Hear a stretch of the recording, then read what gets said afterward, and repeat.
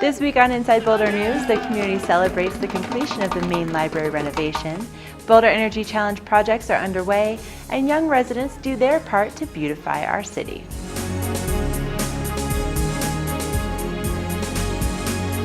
Welcome to Inside Boulder News. I'm Ashley Prill. Over a year in the making, the main library renovation is officially complete, and the community came out in celebration last weekend.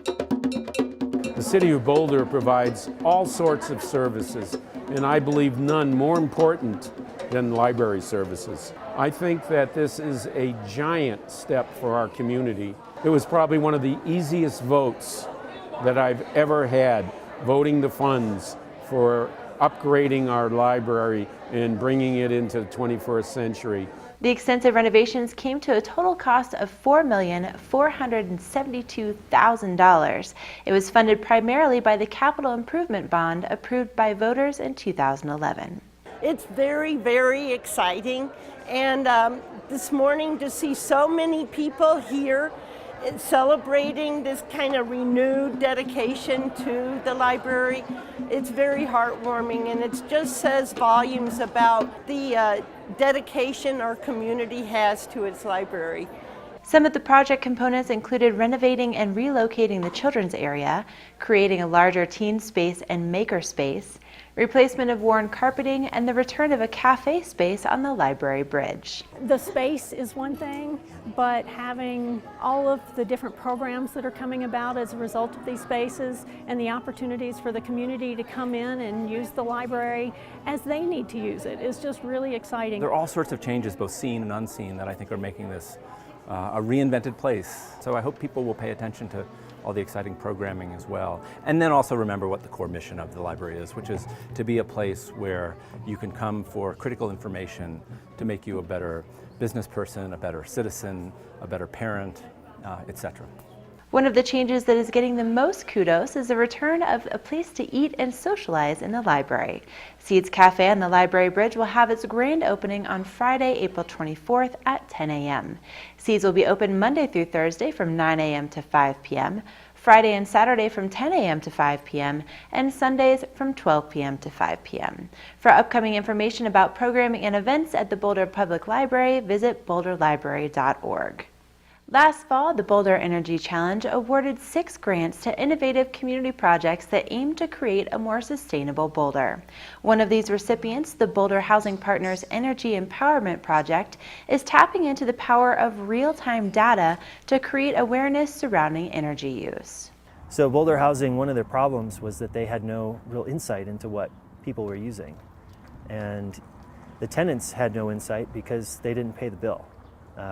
Basically, that was just built into the rent. So there was no incentive to save energy, to turn the lights off, to do anything different. And so our goal here is to collect the data, to analyze it, and then find a really constructive way to feed it back and engage the tenants to be aware of their energy use and make some changes. Energy monitoring hardware has been installed at 2 Boulder Housing Partner sites. The energy used in each individual housing unit will be tracked, as well as the energy produced from BHP's long-standing solar panels.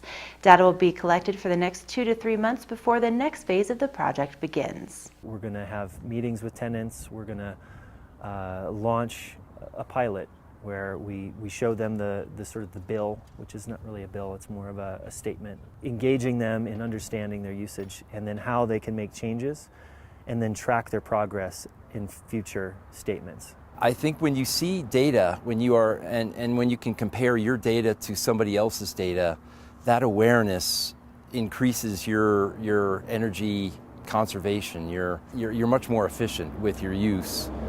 Because it's brought to your a higher level of attention. Information about all 6 Boulder Energy Challenge projects can be found on the city's website. This weekend, University Hill will get a little facelift in honor of Earth Day and CU's Better Boulder, Better World Service Day. Hillanthropy is a spring cleaning of the Hill commercial area, and everyone is playing a role. This is truly an all-ages event. We have a troop of brownies and daisies from the Boulder Girl Scouts who all came together and they raised money from donations from Home Depot, the Boulder Home Depot, to paint pots donated by the city. And they're going to be the pots that we put up and down the street. It's really an effort to engage families to come into the hill during the summer months when the students are gone. And the flowers are all being planted by the Neighborhood Association and the city. We've jointly funded the flowers. It'll be something just to bring a lot of color to the district during the summer. The flower pots will be installed along 13th Street and will be on display until October. To get involved or to keep track of other events taking place on the Hill, visit thehillboulder.com. The Scouts aren't the only young people working to make Boulder beautiful. The city is celebrating its 31st year of being named Tree City USA and kicking off Arbor Day with the help of some energetic 5th graders. This week, students from Flatirons Elementary took time out of their day to plant 10 trees at the Columbia Cemetery.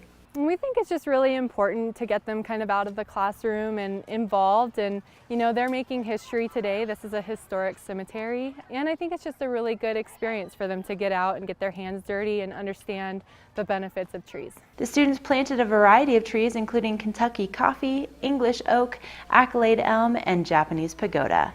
The diverse selection serves a very important purpose. I mean, we have a lot of really old trees here in the cemetery, and because of the new bug that we have in town, the emerald ash borer, we're going to be losing quite a few of the ash trees in this cemetery. So we're really trying to focus on planting new trees to get them established and make sure that, you know, we still have a nice canopy for the long run. Arbor Day season continues through May in the city of Boulder, and the Parks and Recreation Forestry Division will be planting over 200 trees in city parks and more than 350 trees in street rights of way. You can get involved on Saturday, May 16th as part of Community Cleanup Day and help plant 20 trees at the East Boulder Community Park. For more information, visit the city's website or call the Forestry Department at 303-441-4406. Last year, 3 North Boulder residents successfully created the first Be Safe neighborhood in Colorado by going door to door and asking each of their neighbors to stop using systemic pesticides known as neonicotinoids on their lawns and gardens. But the Be Safe Boulder team didn't stop there. We reached out to retailers, asking them to sell Be Safe products or label products that aren't Be Safe. And then we reached out to lawn care and garden care places to do the same, get them to have Be Safe practices. And then we realized we really need the city to pass a resolution announcing that the city will be Safe. Now that resolution is getting legs with consideration by Boulder City Council expected the first week of May. Be Safe Boulder brought City Council a resolution in January to ask for a neonicotinoid ban on city properties.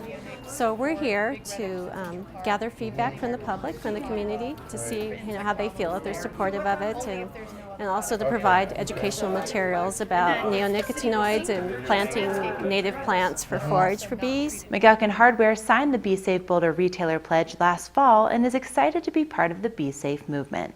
Trying our best not to get plants treated with neonicotinoids. If our arms are tied, we have no other choice. We label them and separate them clearly. Also, any product inside on the shelves, we have discontinued 75% of our neonicotinoid products, but the ones that are left are clearly marked, so you know exactly what you're buying. We also have a full staff of garden representatives and botanical representatives that are prepared to give you the rundown on both why we signed this pledge and why we care, and also just the lowdown on pollinators, the situation on pollinators in general. This resolution will help us by being an inspiration to people throughout Boulder County, throughout the city, and also around the country. People around the country will take note, and if people around the country take notice of what we're doing, it'll inspire us, and it may inspire other people in other parts of the country to do a similar thing. And we believe, having worked very closely with the city to draft the wording of this resolution, that it will be the most realistic, at the same time the most robust Be Safe resolution to be announced anywhere in the country so far. So we'll be a standard, and we're excited about that. To read the proposed resolution or find more information about pollinator health and some of the latest research studies, visit bouldercolorado.gov/bees. To find out more about Be Safe neighborhoods or join upcoming events, visit besafeboulder.com. Thank you for watching Inside Boulder News. Stay in touch with us on Facebook and Twitter by submitting news, tips, and questions. You can also sign up to receive video updates right in your inbox. Just go to boulderchannel8.com and click on subscribe.